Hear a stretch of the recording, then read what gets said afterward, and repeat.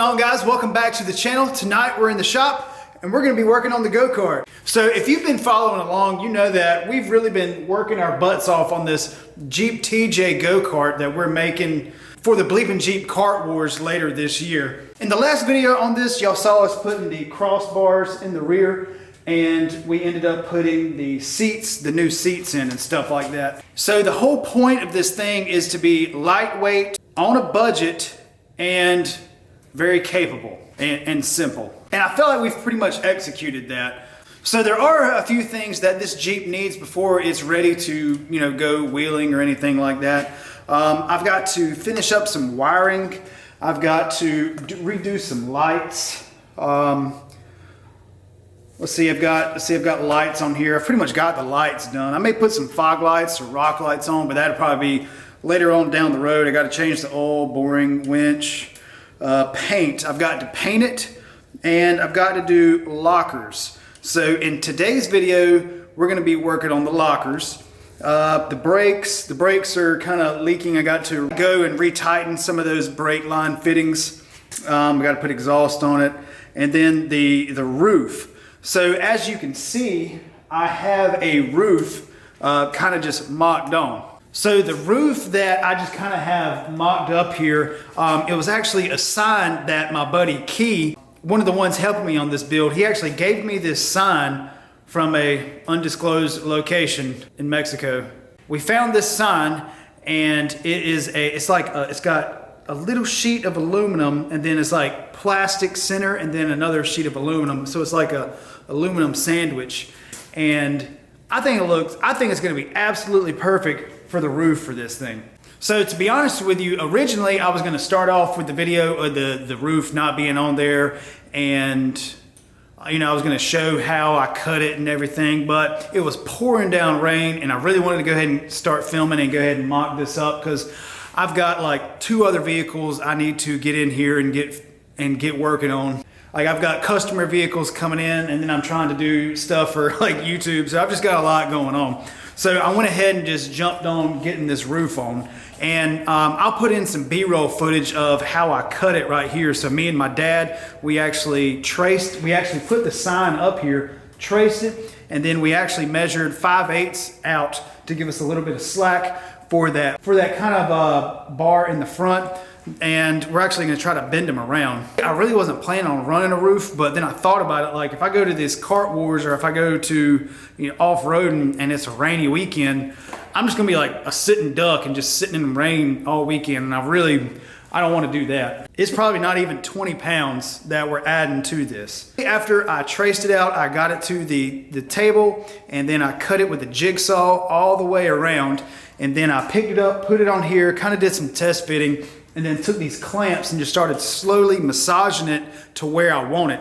And because it's a plastic inside and aluminum outside, it kind of formed to exactly where I wanted it to go, which was super cool. Like, it was very easy to manipulate and get it in the spot where I wanted it. And so once I kind of got it close, I then used a state-of-the-art brake system, and I just really put it in the machine and just kind of torqued it back a little bit so it kind of fit a little nicely. And in the rear, I used a different sort of state-of-the-art brake system, and it kind of worked. And both methods worked, so I'm not too terribly upset. But my plan is to get this roof on first, and then we're gonna work on the lockers. So whenever I was putting on the side panels, what I did was I took these Moto-Built zipline tabs, and what I ended up doing was I took some nuts and bolts.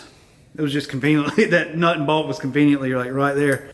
I just tightened them up just like that, and then I tack welded this, and then I put just like that, and then I welded where you would typically put the zip tie. I welded that to the tube. So I welded that to the tube, so then I can put my panels on without having to hold a wrench on the back. So I can take these whole panels off this Jeep in like 30 seconds by myself. And that's what I plan on doing for the roof as well. I want it to be where I can zip, zip, zip, and the roof comes off, and it stays the shape that it's supposed to. So then when I go to put it back on, I just line up the holes and zip, zip, zip, zip, and it's done. because I am all about doing things by myself. If you know me personally, I really don't like to ask for help. So to get the contour of the tubes like I wanted to, I used I was using a state-of-the-art massaging tool to get the top to conform to the way I wanted it, because I want the top to kind of keep that arch right there, just to kind of give the cage some character, maybe, you know, more of an aggressive look, not like an angry grill.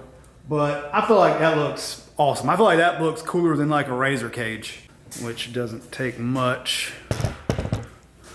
So what I'll probably do is I'll take a blank one with no welded nut to it and just kind of put them to where I want them underneath, to where, you know, it kind of meets the lid right there. And then I'm actually going to mark and drill, go ahead and drill the hole and go ahead and put a bolt and nut on it, and then tack weld it. And then I can tack weld a nut on the back of it. So I think that's going to be the easiest method, because I want that lid to have several tie down points like this.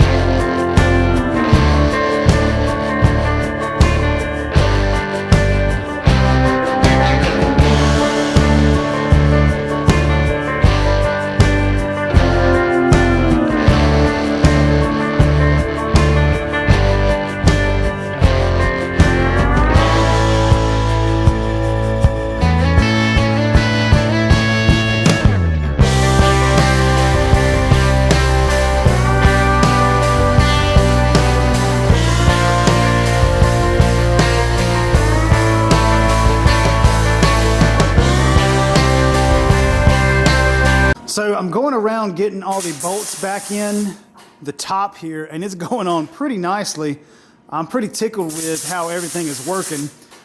Key is over there working on a plate to go from here to here, because I realized whenever I moved it from this bay, from this bay to this bay, that this is, you can see this spinning from the two seats. So like if you drop your phone, it's gonna go directly into that cardan joint right there. And then another thing, if this explodes, then it's just gonna go up and everywhere. So I wanted to keep the passenger and the driver safe. So we're building a plate. Well, he's building a plate to go from here to here, just to kind of cover that up. And so what he's doing is just welding an X right there with some of that spare lightweight tubing. Because, you know, we want it light, but we also want it safe. So, and I feel like that X is going to go right over where the cardan joint is. So double safe. Okay, so it is the next night in the shop, and it is seriously cold out here. It is 36 degrees outside and 39 degrees in my shop. Patrick is blocking the sound of the heater over there. Yeah, not helping at all. So I think what we're going to do now is we're going to, I guess, take the hood off and the panels off and get this thing up in the air and start sanding down everything and get these ready for paint. We're also going to be putting it up in the air because we're putting a locker in the front. And sorry for the heater noise. So we're going with a Spartan locker for the Dana 30. And in the rear, we're probably just going to do what Matt did and just weld up the rear Dana 35 for right now. And then also I got to put these little dudes on. So these are going to be, I got one tacked on right here to show you, but that's just going to how I'm just going to execute that. I was going to do something fancy, but I'm just going to put little caps on there and just weld them and just send it. So I think now we're going to get the hood off and get these panels off and get the go-kart up in the air.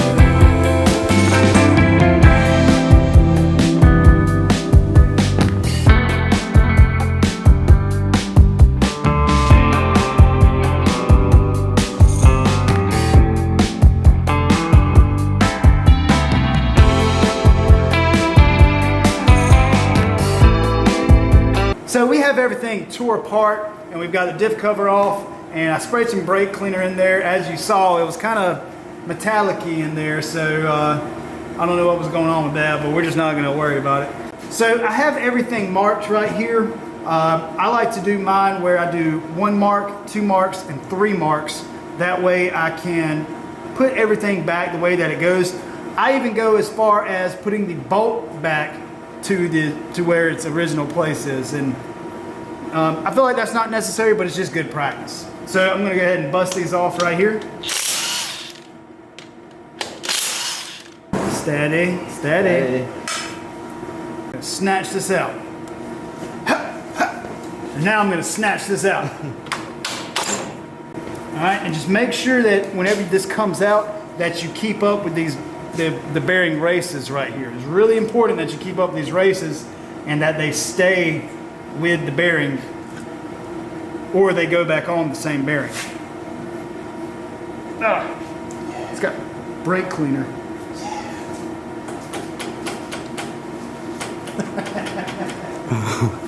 First thing that I'm going to do is I'm going to go ahead and take out this cross pin, and to do that, to take out this dowel pin that is in here. This is the new one. So I'm just going to find something that fits pretty good and start driving it out. Yeah. So the next thing I need to do is get the cross pin out, but I can't because of this ring gear. So I'm going to zip off this ring gear really quick, and I've got it marked right somewhere. I've got it marked so I can put the ring gear on exactly the way that it came off.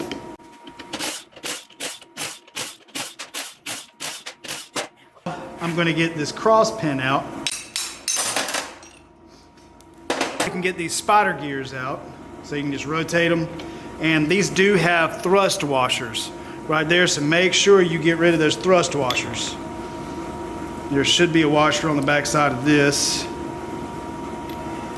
Yep, just like that. So you don't want any of those washers in there. I've got some good old-fashioned American red and tacky, and just put a little bit of the red and tacky right there. And just gonna get it kind of smoothed around. Now I'm gonna get this in here. Thanks for the light.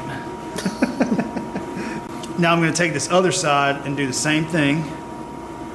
Make sure you get that red and tacky. Just like that. I put that stuff on everything. And so now I'm going to take some red and tacky on these teeth right here, and also inside of this where that collar goes. That way it kind of holds on to that collar and don't let that collar just go loosey-goosey everywhere. And so these do have a flat surface at the top and the bottom. But before you put this in, you have to take these little pins with the little spring. And so what I like to do is take these springs and put them in just like that. So that way if this drops, the spring won't just shoot across the shop. Ask me how I know. Is you push the spring and the pin into there. And then it comes with these little metal rods. You squeeze it, push it in, just like that. And what I like to do is I like to put a bend in them, so that way whenever I go to put this in, you see how it's flat and flat, it goes right in a lot easier. Now that I have all these together, I got both of these the same, just like that. I'm going to slide this one in like this, and you want to make sure you put the indentation towards the center, that way the cross pin goes in. So now that's going to stay just like that. And then this one, oops, is going to go just like this. So once you get those pieces right there lined up, you can just pop these out. And see where it caught right there? So now I'll do the same thing right here. There it goes. And I always like to save these just because in case you ever have to service this or take the locker apart, just keep these in your tool bag. That way if you're ever on the trail and you have to take apart your locker, you don't just have springs and those pins flying all around. So now I'm going to get the cross pin back in, and I'm just going to put it back in the exact way I took it out. Now that I have the cross pin lined up, I'm gonna put this dowel pin back in, and then I'm going to zip up the ring gear and put all this back together, and then we'll be ready to go back in the Jeep. The propane tank was frozen to the floor. It was like Thor's hammer. We couldn't pick it up. And one more thing before I put all this back together, just make sure you clean these ring gear bolts really good and put a good amount of, maybe not that much, red Loctite on them before you zip them down and torque them down. Last time that bolt ever come out. Yeah, it's welded. Right, so I'm getting this down to, I think it's like 55 or 60 foot-pounds. And I'm just kind of going, I've already gone into star pattern. So now I'm just making sure that they're all torqued down to spec. So I've got everything cleaned up, and I've got the locker in, everything is tight. So now I put the races back in the same way that they came out. Yeah. Let me that mallet, please, sir. Thank you kindly. So now I'm checking my carrier caps, making sure that I'm putting those on the correct way. It'd be cool if I could actually clean these, the cap. All right, that one's good. That one's good. Good. And good. Sweet. So now I'm gonna take a little bit of brake cleaner and just go around this one more time, and then we're gonna get some RVT on there, and then we get that diff cover back on. So Patrick always talks junk to me because I put way too much black RTV on. I just like to make sure I get on both sides of those bolt holes. I see some people just put the diff cover on like this, and yeah, that could be fine, but I've got to smooth it out. I've got to visually see that it's on both sides of that bolt hole. Also, I got to get it off when he takes it back apart. Yeah, he's gonna be the one that has to clean this off. I forgot the bolts. And make sure you clean the bolts. Don't be like me. See this one? It's got a little booger on it. So now we have the locker installed. I'm not gonna put oil in it yet. I like to let mine sit overnight, or at least 24 hours. Would you stop? But now I think what I'm gonna do is I'm just going to basically just in reverse put everything back together. I know it's loose, quit looking at it. But we're gonna go ahead and get this axle done tonight. I was gonna wait to do all this tomorrow night, but I think what I'm gonna do is I'm gonna go ahead and take this diff cover off and just spray it out with brake cleaner and just let it drip overnight. So when I come in here tomorrow night, hopefully all of the oil and everything will be out of the differential. So I'm gonna go ahead and pop this Dana 35 cover off and just start letting it drain.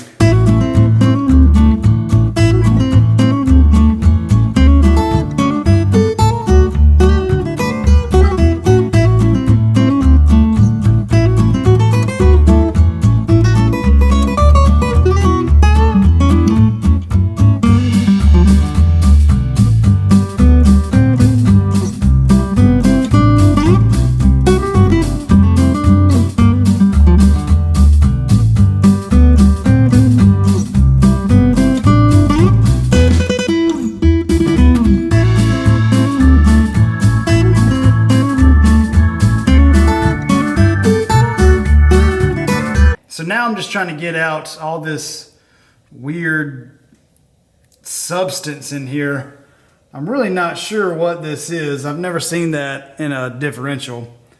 It looks like they tried to seal this up with something from Sherwin-Williams. I don't know if y'all can see that. It's like old paint. So now what I'm gonna do is I'm just gonna start spraying this with brake cleaner and just probably let it sit overnight. And then tomorrow when I come in here, all I have to do is just clean it up one more time and, you know, just get it ready to weld.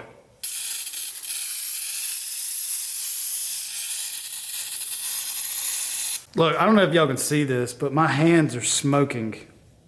That's how cold it is in my shop. You see that? It is the next night and I have Patrick over here in the paint booth. and he's getting that hood primed. And it's a rough 34 degrees right now, so we've got the heater going. But what we plan on doing is getting the hood primed and just kind of letting it cure in the heat while we dive over and weld up that rear axle.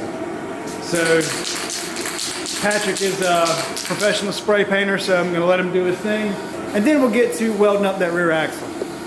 We got some pretty legit stuff going on in here tonight. So sorry about the heater noise, but it's super cold in my shop. But Patrick's over there finishing up that primer, and now I'm gonna focus on getting this welded up. This isn't really a pretty process, and this is not something that you want to do to like anything that's gonna see a lot of road miles. But basically, what I'm gonna do is I've already cleaned this up with brake cleaner, and I've let the brake cleaner dry, and I'll show you that the brake cleaner is all dry. So it didn't ignite or anything. I'm gonna heat this up just a little bit, and then I'm gonna start welding it. And all I'm gonna do is I'm gonna weld right here, and weld right there, and then I'm gonna weld right here, and then I'm gonna weld those spider gears all together. But what you want is you want to be able to get that cross pin out. So that way if you break, well, when you break an axle shaft, you can get that cross pin out and get these C-clips out, because this is a C-clip setup. But I'm pretty sure if I break an axle shaft, I'm probably just gonna replace this whole axle. So, but I just wanna make it so that if somebody else wants to use this axle one day, they can. So I'm gonna go ahead and start heating this up, and then I'm gonna get my welder over here too. That'd probably help. Kind of got the camera far away because I don't want any welding splatter to enter my lens again. So I'm probably just gonna zoom y'all in and heat this up and start welding it together.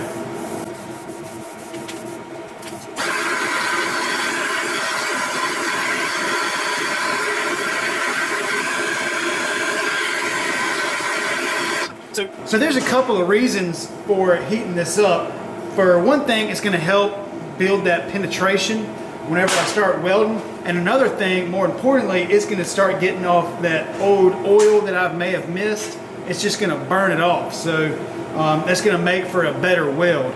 And this is gonna be like a super messy process. Like, it's not gonna be pretty. Like, you're not gonna be impressed, I promise.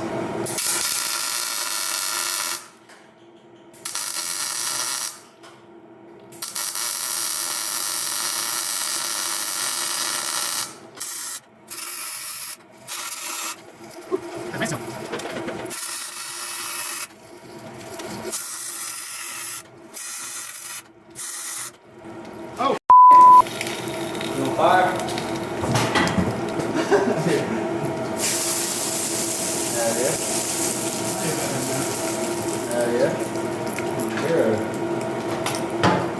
all right, don't be stupid like me and leave a bunch of rags with brake cleaner soaked in them underneath where you're welding.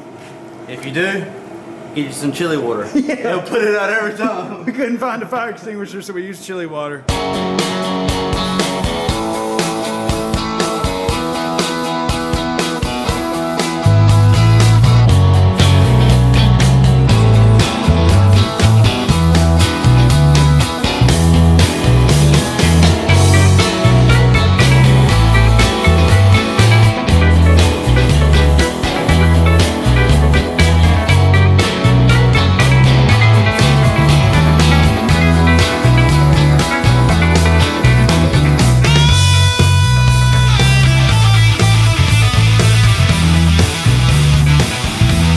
So that went pretty okay. I did in fact weld, pretty much welded everything except for that cross pin. But honestly, I already have another axle I want to put in the back of this, so this is all just temporary anyway. But I did weld here, and then the spider gears together. Basically everything is welded together except for that cross pin. So there may be a chance I could replace an axle shaft in this, but personally, I really don't care. So now that I have everything all welded up, I'm just gonna go ahead and clean everything up and go ahead and get the diff cover back on with some RVT. and that way I can put some fluid in it tomorrow.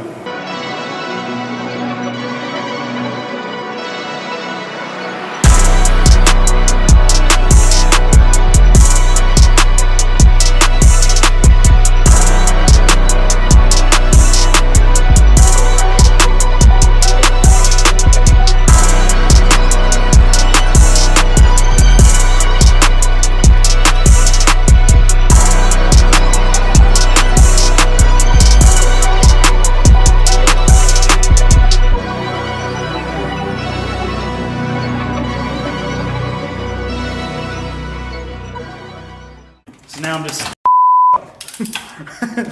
so now I'm just making sure that Bleep, bleep, bleep, bleep. so now I'm just making sure that they're all torqued down to spec. Sounds like an egg frying. Whew. That is rancid smelling.